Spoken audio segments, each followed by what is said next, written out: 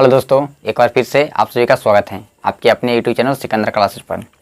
हम लोग लवण के बारे में पढ़ चुके थे, एक बार फिर रिपीट कर दे रहे। लवण क्या है? तो जब अम्ल और क्षारक के बीच क्या होती है? अभिक्रिया होती है। तो जो उदासीन पदार्थ बनता उसी को क्या बोलते हैं? लवण बोलते हैं। उसी को क्या बोलते हैं? हम लोग लवण बोलते हैं। आज हम लोग जानेंगे लवणों का पीएच मान, मतलब लवणों की प्रकृति जानेंगे। लवण की क्या जानेंगे? प्रकृति, कि उदासीन है, कि क्षारीय है या अम्लीय है। मैंने लवण की प्रकृति के बारे में जानेंगे कि उदासीन है, कि क्षारीय है या अम्लीय है। चलिए, तो पहला तीर का निशान देकर पहले समझ लेंगे, उसके बाद लिखेंगे। पहला तीर का निशान देकर लिखेंगे, पहले समझिएगा। जब प्रबल अम्ल और प्रबल क्षारक, कौन अम्ल? प्रबल अम्ल और प्रबल क्षारक आपस में मिलेगा, प्रबल अम्ल और प्रबल क्षारक आपस में क्या हो जाए? मिल जाए। तो अब मिलने के बाद, मैंने अभिक्रिया करने के बाद जो लवण बनाएगा उसकी प्रकृति कैसी होगी? तो उदासीन। उसकी प्रकृति कैसी होगी? उदासीन। मतलब प्रबल अम्ल रहेगा और प्रबल क्षारक रहेगा, दोनों के बीच अभिक्रिया होगी। तो जो बनेगा पदार्थ, मैंने जो लवण की बनेगा, उस लवण की जो प्रकृति होगी कैसा होगा? उदासीन। उस लवण की प्रकृति कैसा हो जाएगा? उदासीन। कैसा होगा? उदासीन। तो उसका उदासीन, तो उसका पीएच मान कितना होगा? 7। पीएच मान कितना होगा? 7। मतलब उदासीन बनेगा तो उसकी प्रकृति कैसे हो जाएगा? उदासीन होगा तो उसका पीएच मान कितना हो जाएगा? 7। कितना हो जाएगा? 7। अब जानेंगे प्रबल अम्ल कौन कौन होता है। तो प्रबल अम्ल हम लोग पढ़ चुके हैं। प्रबल अम्ल कौन कौन है? HCl, H2SO4 और HNO3। HCl का मतलब हाइड्रोक्लोरिक अम्ल, H2SO4 का मतलब सल्फ्यूरिक अम्ल और HNO3 का मतलब नाइट्रिक अम्ल। ये सभी क्या है? प्रबल अम्ल हैं। और प्रबल क्षारक कौन कौन है? तो NaOH sodium hydroxide, KOH potassium hydroxide. ये दो जोनों है, मतलब ये दोनों क्या है? प्रबल क्षारक हैं। प्रबल क्या है? क्षारक हैं। तो इन दोनों के बीच जब अभिक्रिया होगी, मैंने प्रबल क्षारक और प्रबल अम्ल के बीच जब अभिक्रिया होगी, तो जो उदासीन पदार्थ में जो लवण की बनेगा वह कैसा होगा? उदासीन। उसका पीएच मान कितना होगा? 7। तो समझिए, हाँ कुछ हम एग्जाम्पल लिए हैं जो जिसकी प्रकृति क्या होती है? उदासीन होती है। तो कौन कौन? NaCl सोडियम क्लोराइड, इसकी प्रकृति कैसे हो जाती है? उदासीन होती है। क्या होती है? उदासीन होती है। यह किससे मिलकर बना है? तो प्रबल अम्ल और प्रबल क्षारक, प्रबल अम्ल और किससे? प्रबल क्षारक से मिलकर बना है। इसकी प्रकृति कैसे हो गया? उदासीन। तो पूछेगा NaCl मैंने सोडियम क्लोराइड का पीएच मान कितना होता है? तो 7। उसी तरह से KCl पोटेशियम क्लोराइड की प्रकृति कैसी होती है? उदासीन। इसका पीएच मान कितना होता है? 7। KNO3 मैंने पोटेशियम नाइट्रेट, इसकी प्रकृति कैसी होती है? उदासीन। कैसी होती है? उदासीन। इसका भी पीएच मान कितना होता है? 7। फिर है K2SO4 मैंने पोटेशियम सल्फेट, इसकी भी प्रकृति कैसी होती है? उदासीन। अर्थात इसका भी पीएच मान कितना होता है? 7। और Na2SO4 मैंने सोडियम सल्फेट, इसकी प्रकृति कैसी होती है? उदासीन। अर्थात इसका भी पीएच मान कितना होता है? 7। मतलब इतना समझना है कि जब प्रबल अम्ल तीर का निशान देकर क्या लिखिएगा कि जब प्रबल अम्ल और प्रबल क्षारक आपस में मिलते हैं तो जो उदासीन पदार्थ बनता है, जो लवण बनता है, वह लवण की प्रकृति उदासीन होती है। वह लवण की प्रकृति कैसी होती है? उदासीन होती है। और उसका पीएच मान कितना होता है? 7 होता है। उसका पीएच मान कितना होता है? 7 होता है। समझ में आ गया? पहला तीर का निशान देकर लिखेंगे कि जब प्रबल अम्ल और प्रबल क्षारक के बीच अभिक्रिया होती है तो जो लवण बनता है उसकी प्रकृति उदासीन होती है, अर्थात उसका पीएच मान 7 के बराबर होता है। जैसे में कौन कौन बनता है एग्जाम्पल में देख लीजिएगा। NaCl, KCl, KNO3, K2SO4, Na2SO4, ये सभी जो हैं क्या हैं? उदासीन है। इसकी प्रकृति कैसे होती है? उदासीन है। लवण की प्रकृति है लेकिन कैसा? उदासीन है। इसका इन सभी का पीएच मान कितना होता है? 7 होता है। ये समझ में आ गया पहला तीर का निशान। चलिए आगे बढ़ते हैं। अगला तीर का निशान लिखिएगा कि जब प्रबल अम्ल, कौन अम्ल? प्रबल अम्ल और ध्रुवल क्षारक के बीच आपस में क्या होगा? अभिक्रिया होगा। तो जो लवण बनेगा उसकी प्रकृति जो होगी अम्लीय होगी। उसकी प्रकृति कैसी होगी? अम्लीय होगी। क्या होगी? अम्लीय होगी। और जब अम्लीय है प्रकृति तो उसका पीएच मान कितना होगा? 7 से कम होगा। उसका पीएच मान कितना होगा? कम होगा। मतलब जब प्रबल अम्ल और ध्रुवल क्षारक रहेगा, प्रबल अम्ल रहना चाहिए और ध्रुवल क्या रहना चाहिए? क्षारक रहना चाहिए। तो जो बनेगा लवण उसकी जो प्रकृति होगी कैसी होगी? अम्लीय, उसकी प्रकृति कैसी होगी, अम्लीय, लेकिन उसका पीएच मान कितना होगा, तो 7 से कम, उसका पीएच मान कितना होगा, 7 से कम हो जाएगा। मतलब समझना, प्रबल अम्ल रहेगा, क्या रहेगा, प्रबल अम्ल, और दुर्बल क्षारक रहेगा, तो उसके बीच जो अभिक्रिया होगा तो बनेगा जो लवण, उसकी प्रकृति कैसी होगी, अम्लीय होगी, और जब अम्लीय है तो उसका पीएच मान कितना होगा, 7 से कम, उसका पीएच मान कितना होगा, 7 से कम हो जाएगा। माने जो ज्यादा रहेगा प्रबल वही प्रभाव दर्शाएगा। देखिए ज्यादा कौन है, प्रबल कौन है, अम्ल है, तो उसकी प्रकृति कैसी हो जाएगी, अम्लीय हो जाएगी। प्रबल दोनों मतलब एगो जो ज्यादा प्रबल रहेगा एगो कम रहेगा, तो जो ज्यादा रहेगा प्रभाव उसी का प्रभाव दिखाई देता है, जो ज्यादा रहता है बरियार उसी का प्रभाव दिखाई देता है। तो यहाँ बरियार कौन है, अम्ल, तो कैसा बन जाएगा, अम्लीय बनेगा। अतः अम्लीय बनेगा तो उसका पीएच मान कितना होगा, 7 से कम हो जाएगा, 7 से क्या हो जाएगा, कम हो जाएगा। समझ में आ गया। अब एग्जाम्पल जाते हैं कौन कौन होता है, तो copper sulphate, zinc sulphate, copper sulphate हो गया, जिंक सल्फेट हो गया, फेरस क्लोराइड हो गया, एल्युमिनियम क्लोराइड होगा, और हो जाएगा अमोनियम क्लोराइड, अमोनियम क्लोराइड। ये सभी जो होते हैं इसकी जो प्रकृति होती है कैसा होता है, अम्लीय होता है। इन सभी पदार्थों का जो प्रकृति होता है कैसा होता है, अम्लीय होता है, और इसका पीएच मान जो होता है 7 से क्या होता है, कम होते हैं। पीएच मान क्या होते हैं, 7 से कम होते हैं, 7 से क्या होते हैं, कम होते हैं। यहाँ तक में दिक्कत नहीं होगा। तीर का निशान देखा लिखिएगा कि जब प्रबल अम्ल तथा दुर्बल अम्ल के बीच अभिक्रिया होती है तो जो लवण बनता है उसकी प्रकृति अम्लीय होती है, अर्थात इसका पीएच मान 7 से कम होता है। जैसे में कौन कौन हो जाएगा, copper sulphate, zinc sulphate, iron chloride, aluminium chloride, ammonium chloride, लिख लीजिएगा नीचे में। अगला तीर का आंसर का लिखिएगा। अगला तीर का आंसर क्या है कि अबरी जो रहेगा दुर्बल अम्ल रहेगा, क्या रहेगा, दुर्बल अम्ल मानी कमजोर अम्ल रहेगा, और प्रबल क्या रहेगा, क्षारक रहेगा। मतलब कमजोर अम्ल रहेगा और बरियार क्या रहेगा, क्षारक रहेगा। तो जो बरियार रहेगा वही आएगा। तो बोलिए दुर्बल अम्ल है और दुर्बल क्या, प्रबल क्या है, क्षारक है। दुर्बल अम्ल है, प्रबल क्या है, क्षारक है। तो ज्यादा बरियार कौन है, क्षारक है। तो उसकी प्रकृति कैसी हो जाएगी, जो लवण बनेगा उस लवण की प्रकृति कैसी हो जाएगी, तो क्षारीय। जो ज्यादा बरियार रहेगा उसी की प्रकृति दिखाई देती है। तो बोलिए बरियार कौन इसमें है, प्रबल। यहाँ दुर्बल अम्ल है, प्रबल क्या है, क्षारक है। तो बरियार कौन है, क्षारक है, तो उसकी प्रकृति कैसे हो जाएगा, क्षारीय। और जब क्षारीय है तो उसका पीएच मान 7 से क्या हो जाएगा, अधिक। 7 से क्या हो जाएगा, अधिक। मतलब जो लवण की प्रकृति जो बनेगी वो क्षारीय हो जाएगा और उसका पीएच मान क्या हो जाएगा, 7 से अधिक हो जाएगा। 7 से क्या हो जाएगा, अधिक हो जाएगा। तो जब दुर्बल अम्ल और प्रबल क्षारक के बीच अभिक्रिया होगा तो जो लवण बनेगा उसका पीएच मान क्या हो जाएगा, 7 से अधिक। 7 से क्या हो जाएगा, अधिक हो जाएगा। जैसे में कौन हो जाएगा, sodium carbonate, sodium carbonate, sodium hydrogen carbonate, sodium hydrogen carbonate, और CH3COONA, CH3COONA, मतलब Na2CO3, NHCO3, CH3COONA। ये सभी जो हैं क्या हैं, ये सभी जो हैं इसकी जो प्रकृति होती है कैसी होती है, क्षारीय। इनकी प्रकृति कैसी होती है, क्षारीय। और इनका पीएच मान क्या हो जाएगा, 7 से अधिक। 7 से क्या हो जाएगा, अधिक।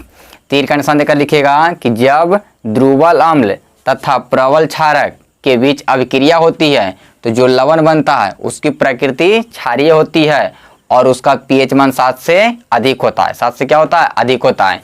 जैसा में लिख लीजिएगा 3 का एग्जाम्पल कौन कौन है, तो Na2CO3, NHCO3, CH3COONA, CH3COONA लिखा गया होगा, समझ में आ गया होगा। एक बार फिर रिपीट कर रहे हैं, पहले बोल रहे हैं, पहले कह रहा कि पहले क्या था, दोनों प्रबल था, दोनों क्या था, प्रबल था। प्रबल अम्ल था और प्रबल क्षारक था, तो क्या बना था, लवण बना था। तो उसकी प्रकृति कैसी थी, उदासीन। जब दोनों प्रबल रहेगा तो उदासीन हो जाएगा, अर्थात उसका पीएच मान कितना हो जाएगा, 7 हो जाएगा। लेकिन एक ज्यादा रहेगा, माने एगो प्रबल रहेगा और एगो दुर्बल रहेगा। तो जो प्रबल रहेगा उसकी प्रकृति वही हो जाएगा। अगर प्रबल अम्ल लेंगे और दुर्बल क्षारक लेंगे तो जब दोनों के बीच अभिक्रिया होगी तो बनेगा प्रबल अम्ल, मतलब प्रबल अम्ल है और दुर्बल क्या है, क्षारक है। तो जो लवण बनेगा उसकी प्रकृति कैसी हो जाएगी, तो प्रबल कौन है, अम्ल है, तो उसकी प्रकृति कैसे हो जाएगा, अम्लीय। और जब अम्लीय होगा तो उसका पीएच मान 7 से क्या हो जाएगा, कम हो जाएगा। लेकिन जब दुर्बल अम्ल लेंगे और प्रबल क्या लेंगे, क्षारक लेंगे, तो प्रबल कौन है, क्षारक है, तो उसकी प्रकृति कैसे हो जाएगी, क्षारीय। माने जो लवण बनेगा उस लवण की प्रकृति कैसे हो जाएगी, क्षारीय। और जब क्षारीय हो जाएगा तो उसका पीएच मान क्या हो जाएगा, 7 से अधिक। 7 से क्या हो जाएगा, अधिक हो जाएगा। समझ में आ गया होगा। चलिए अब आगे बढ़ते हैं, चलिए आगे बढ़ते हैं अगला टॉपिक की ओर। साधारण नमक। साधारण नमक किसके बारे में जानेंगे, साधारण नमक के बारे में। तो पहले इसका रासायनिक नाम जानेंगे और इसका अणुसूत्र जानेंगे और फिर इस यह बनता कैसे है वो जानेंगे। तो साधारण नमक का रासायनिक नाम, रासायनिक नाम, साधारण नमक का रासायनिक नाम जो है इसका सोडियम क्लोराइड है। साधारण नमक का रासायनिक नाम क्या है? Sodium chloride. Sodium chloride. Sodium क्या है? क्लोराइड। Sodium chloride. साधारण नमक का रासायनिक नाम क्या है? Sodium chloride. साधारण नमक का रासायनिक नाम क्या है? Sodium chloride. और इसका कहेगा अणुसूत्र, अणुसूत्र या कहेगा सूत्र, अणुसूत्र या सूत्र कहेगा तो NaCl। NaCl क्या होता है? NaCl होता है। क्या होता है? NaCl होता है। फिर एक बार समझिए, साधारण नमक का रासायनिक नाम कहेगा तो सोडियम क्लोराइड, सोडियम क्लोराइड। अब कह देगा इसका अणुसूत्र या सूत्र कहेगा केवल तो NaCl, NaCl। चलिए आगे समझते हैं यह बनता कैसे है, साधारण नमक बनता कैसे है। तो जब हम लोग साधारण नमक बनाने की विधि, साधारण नमक बनाने की विधि, तो जब हम लोग हाइड्रोक्लोरिक अम्ल HCl, हाइड्रोक्लोरिक अम्ल और sodium hydroxide, sodium hydroxide NaOH के बीच अभिक्रिया कराते हैं। क्या कराते हैं? बीच अभिक्रिया कराते हैं। जब हाइड्रोक्लोरिक अम्ल और सोडियम हाइड्रोक्साइड के बीच क्या होती है? अभिक्रिया होती है। तो जो पदार्थ बनता है, जो पदार्थ बनता है उसे ही हम लोग बोलते हैं साधारण नमक। तब क्या बनता है? तो NaCl। क्या बनता है? NaCl। अब प्लस क्या बनता है? H2O। तो ये जो पदार्थ बना इसी को हम लोग क्या बोलते हैं? साधारण नमक। NaCl को ही क्या बोलते हैं? साधारण नमक। क्या बोलते हैं? साधारण नमक।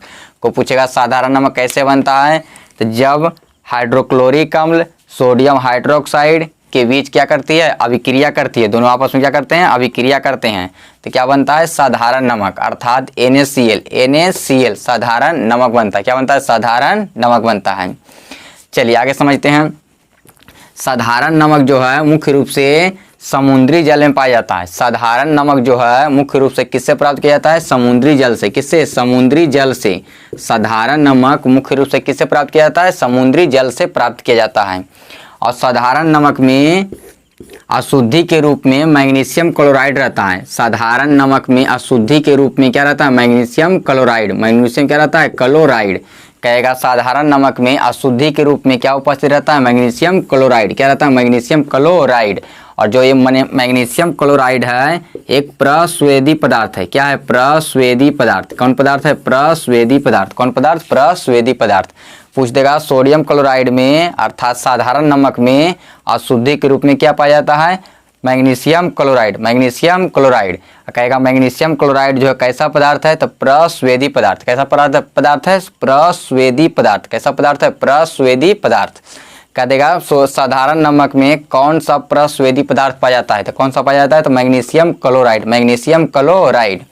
चलिए आगे समझते हैं। और इस साधारण नमक को आयोडीन युक्त बनाने के लिए, साधारण नमक को आयोडीन युक्त बनाने के लिए इसमें हम लोग KiO3 या Ki potassium iodide, potassium iodide मिलाते हैं।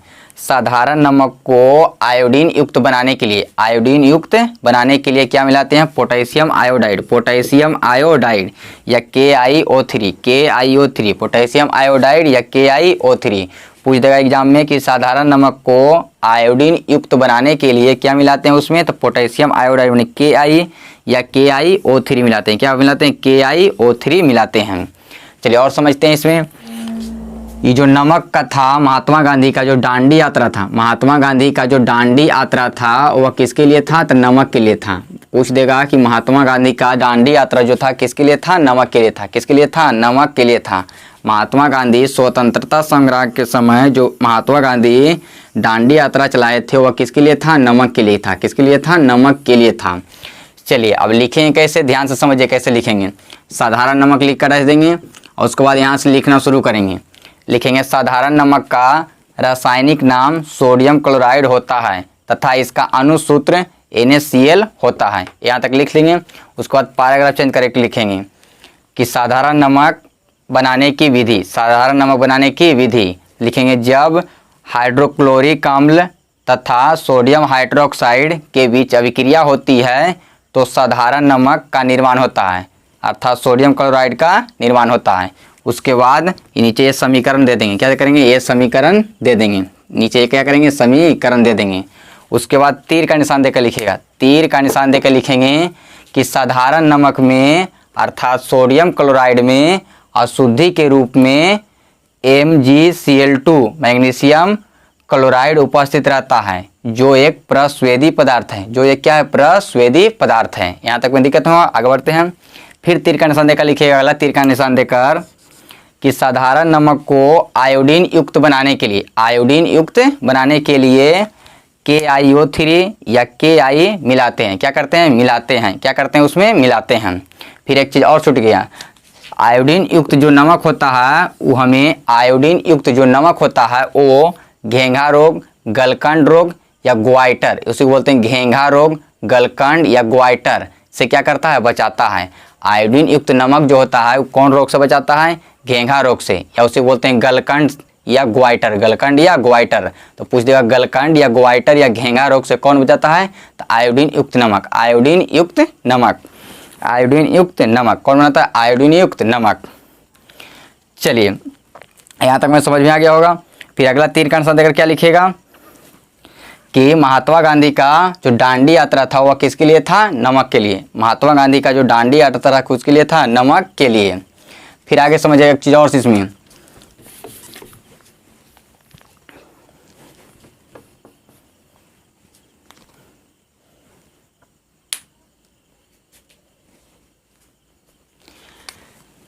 जो सेंधा नमक होता है उसका जो रंग होता है वो भूरा होता है। सेंधा जो नमक होता है उस तीर का निशान देकर लिखिएगा, सेंधा नमक का रंग कैसा होता है, भूरा। कैसा होता है, भूरा। सेंधा नमक का जो रंग होता है वो कैसा होता है, भूरा होता है। कैसा होता है, भूरा होता है।